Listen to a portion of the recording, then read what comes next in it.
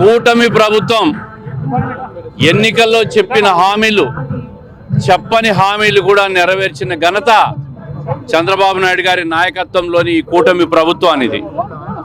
ఈరోజు రాష్ట్రంలో ప్రతి పేదవాడు సంతోషంగా ఉండాలా, ప్రభుత్వం వాళ్ళ కష్టాలను ఆదుకోవాలని చెప్పి ఈరోజు ఆటో వాళ్ళకి, ఈరోజు ఆటో సోదరులకు అందరికీ కూడా 15,000 రూపాయలు వాళ్ళ సంక్షేమానికి వాళ్ళ ఖర్చుల కింద ఈ ప్రభుత్వం ఇస్తూ ఉందంటే ప్రతి పేదవాడిని ఈ ప్రభుత్వం ఏ విధంగా గుర్తుపెట్టుకుంటా ఉంది, ఏ విధంగా ఆదుకుంటా ఉందో మనం ఈ సందర్భంగా గుర్తు చేస్తూ ఉన్నాం. గత ప్రభుత్వం చూసాం, విధ్వంసం, వినాశనం, అరాచకం తప్ప చేసింది ఏమీ లేదు.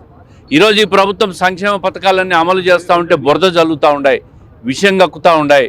ఈ ప్రభుత్వం మీద నిరంతరం ఒక ఫేక్ మీడియాలు, ఫేక్ మాధ్యమాల్లో సృష్టించి దాంట్లో అన్నింటిలో కూడా దుష్ప్రచారం చేసే ప్రయత్నం చేస్తూ ఉన్నాయి. కానీ ప్రజల్లో ఒక సంతోషం, ఒక ఆనందం కనిపిస్తూ ఉంది.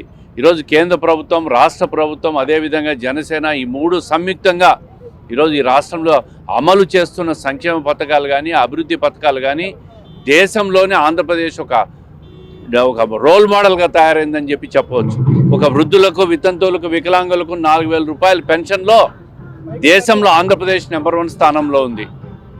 ఒక పక్క రాష్ట్రంలో ఒకసారి పరిశీలిస్తే, ఒరిస్సా, బీహార్ లాంటి రాష్ట్రాల్లో పరిశీలిస్తే ఒక్క నెలకు వాళ్ళు ఇచ్చిన పెన్షన్, ఒక సంవత్సరానికి ఇస్తున్న పెన్షన్ ఆంధ్రప్రదేశ్ రాష్ట్రంలో ఒక నెలలోనే ఖర్చు చేస్తున్న పరిస్థితిని కూడా మనం గమనించాలా. ఆంధ్రప్రదేశ్ రాష్ట్రం ఈరోజు శరవేగంగా అభివృద్ధి చెందుతూ ఉంది. పెట్టుబడులు వస్తూ ఉన్నాయి. దేశ విదేశాల నుంచి పెట్టుబడిదారులు, పారిశ్రామికవేత్తలందరూ కూడా వస్తూ ఉంటారు.